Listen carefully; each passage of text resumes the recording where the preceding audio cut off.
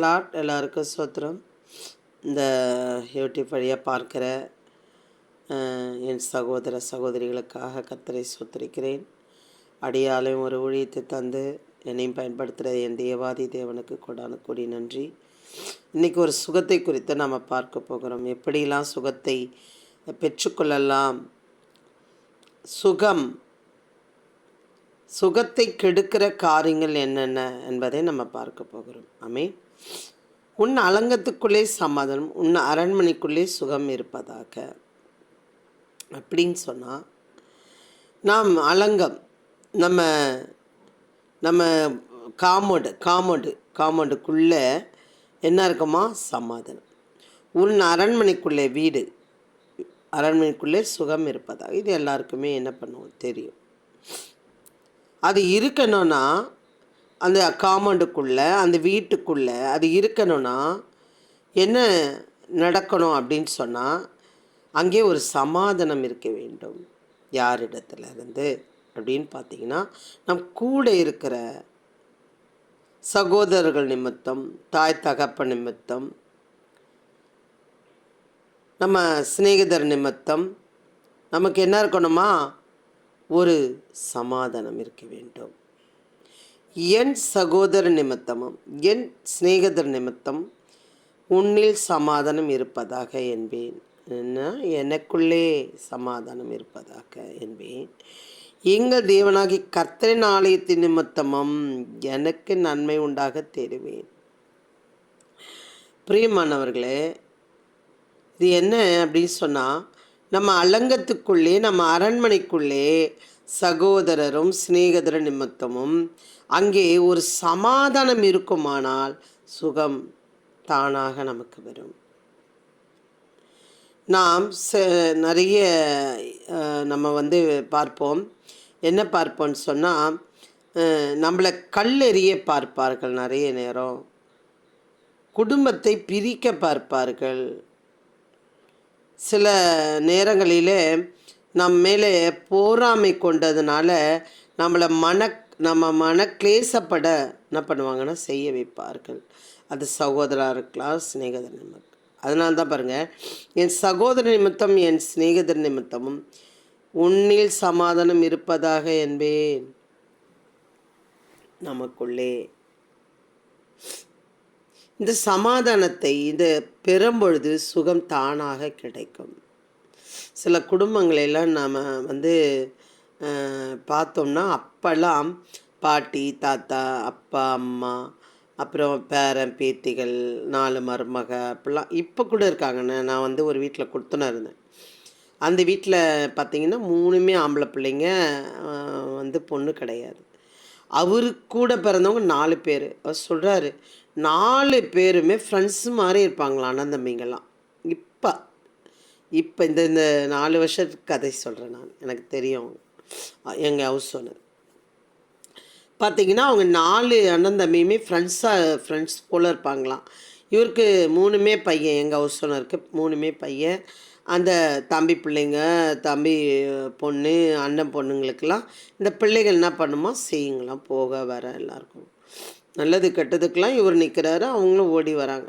இதில் பண வசதியும் தாழ்ந்த ஒரு நல்ல வசதி உள்ளவர்களாக இவர் இருக்கிறாரு. இவரை விட ரொம்ப அவர் ஏழையாக இருக்கிறாரு அவங்க தம்பி. நான் பார்த்தேன். ஆனால் அந்த அன்பு நான் பார்க்கும் பொழுது கொஞ்ச நேரத்தில் நான் அசந்து போனேன். அன்பு பாருங்கள், அந்த இடத்துல, அந்த அலங்கத்துக்குள்ளே அன்பு இருக்குமானால் சுகம் தானாக கிடைக்கும். சமாதானம் இருக்குமானால் அங்கே சுகம் ஆட்டோமேட்டிக்காக இருக்கும். அதே போல் இன்னொரு குடும்பத்தையும் நான் பார்த்துருக்கேன். அவங்களுக்கு ஒரு பெரிய பிரச்சனை ஆகப்பட்ட வியாதி. கணவர் பிள்ளைகள் இந்த மாதிரி அவங்க கூட பிறந்தவங்க எல்லாரும் அப்படியே தாங்குறாங்க. பெரிய ப்ராப்ளம் அவங்களுக்கு. ஆனாலும் எழுந்து நின்னாங்க. உடனே சுகத்தை அவங்க பெற்றுக்கொண்டார்கள். பிரியமானவர்களே, நீங்கள் கவனித்து பாருங்கள். நம்ம ஒரு உடம்பு சரியில்லைன்னும் போது நம்மளை உட்கார வச்சு, நீ ஒரு வேலையும் செய்யாது, நீ அப்படியே இரு, நான் பார்த்துக்கிறேன்னு சொல்லி தாங்குன்னா நமக்கு சீக்கிரமாக என்ன பண்ணிவிடும், குணமாயிடும். நீ செஞ்சா செய், செய்யலனா போ, போட்டா போடு, போடலனா விடு அப்படின்னு சொல்லி அவர்கள் மேலே ஒரு அக்கறையே இல்லாத ஒரு புருஷனோ பிள்ளைகளோ இருப்பார்களானால் அங்கே தலைவலியாக இருந்தாலும் சரி, அது வயிற்று வலியாக இருந்தாலும் சரி, அது ஜுரமாக இருந்தாலும் சரி அதிகரிக்கும். பிரியமானவர்களே, நம் அலங்கத்துக்குள்ளே, நம் அரண்மனைக்குள்ளே சுகம் இருப்பதற்கு நாம் கூட இருக்கிறவர்கள் சமாதானம் உள்ளவர்களாக இருக்க வேண்டும். அதுக்கு தான் சொல்கிறேன், என் சகோதர நிமித்தம் என் சிநேகிதர் நிமித்தம் உன்னில் சமாதானம் இருப்பதாக என்பேன். உன்னில்னா நமக்குள்ளே. எங்கள் தேவனாகி கர்த்தரின் ஆலயத்தின் நிமித்தம் எனக்கு நன்மை உண்டாக தேடுவேன். அங்கேயும் சமாதானத்தை கெடுக்கிறவர்கள் அநேக பேர் இருக்கிறார். பிரியமானவர்களை பாருங்கள், அப்படியே நம்ம இங்கே பார்த்தோம்னா பாருங்கள், சமாதானத்தை பகைக்கிறவர்களிடத்தில் என் ஆத்மா குடியிருந்தது போதும். அங்கே என்ன வரும்? பலவீனம் வரும். சங்கீதம் 22 இப்போ பார்த்தோம், இப்போ 20 பார்த்துட்டு. சமாதானத்தை பகைக்கிறவர்களிடத்தில் என் ஆத்மா குடியிருந்தது போதும். நான் சமாதானத்தை நாடுகிறேன், அவர்களோ நான் பேசும்போது யுத்தத்துக்கு எத்தனைப்படுகிறார்கள். இங்கே கண்டிப்பாக இப்படி ஒரு ஆள் சமாதானத்தை பகைக்கிறவர்களாக இருக்கட்டும், சமாதானத்தை நாடும் பொழுது அவர்களோ நான் பேசும்போது யுத்தத்துக்கு எத்தனைப்படுகிறார்கள். பேசும்போதே சண்டைக்கு நிற்கிறாங்க, பேசும்போதே அவங்க வம்புக்கு இழுக்கிறார்கள். அங்கே பலவிதமான பலவீனங்கள் வரும். அது கணவர் நிமித்தமோ, இல்லை மாமியார் நிமித்தமோ, இல்லை மருமகள் நிமித்தமோ, இல்லை பிள்ளைகள் நிமித்தமோ, யார் நிமித்தமோ, இல்லை ஃப்ரெண்ட்ஸு நிமித்தமோ, இல்லை தாய் தகப்பு நிமித்தமோ. பிரியமானவர்களே, நம் ஆத்துமா சமாதானமாக இருக்குமானால் உண்மையாகவே சொல்லுகிறேன், சுகம் உண்டாகும்.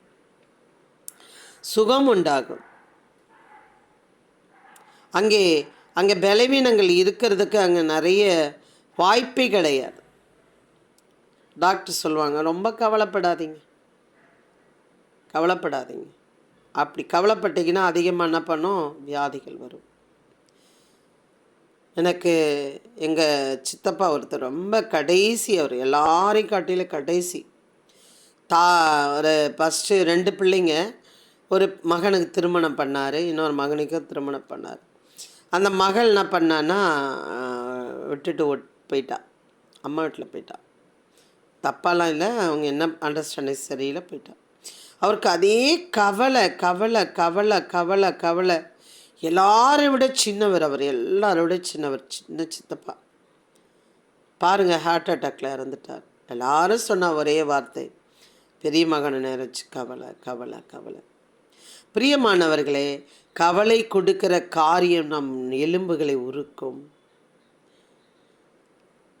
ஆனால் அவருக்கு அது ஆண்டவர் சமாதானத்தை கொடுக்கிறவர் என்று அறியாமலே அவர் என்ன பண்ணார்? கவலையிலே இருந்து மரித்து போனார். நமக்கு சமாதானத்தை கெடுக்கிறவர்கள் இருக்கிறார்களானா, நம்ம சமாதானத்தை நம்ம ஆத்மா ஒடுக்கிறவர்கள் இருக்கிறார்களானால் நம்ம என்ன செய்வோம்னா கர்த்தரிடத்திலே ஓடுவோம். நாம் என்ன செய்ய வேண்டும் என்றது நமக்கு என்ன பண்ணுவார்? ஆலோசனை கொடுக்கிறவரா இருக்கிற தேவனாக இருக்கிறார்.